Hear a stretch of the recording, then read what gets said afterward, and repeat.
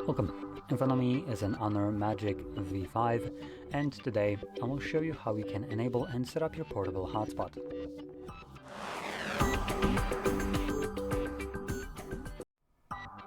So, to get started, you will want to swipe down from the top right side of your screen, and in here we're looking for hotspot toggle, which should be added by default. Oh, there we go, it's right up here. So once you see it, first time around I recommend holding it. This will quickly take you to the settings. Now, reason for that is under settings you'll find this password, which you need to connect to your hotspot with.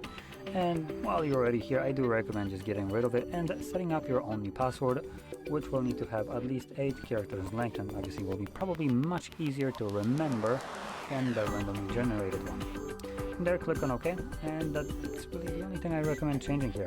Everything else is set in what could be considered a compatibility mode, meaning it's going to work with the widest array of devices. So let's find this toggle once more, and this time around simply tap on it to turn it on whenever you want to use it. Now once you're done using it, you can turn it off by tapping on the toggle once more. Hotspot does consume more of your phone's battery, so when you're not using it, there is really no reason to run it permanently in the background.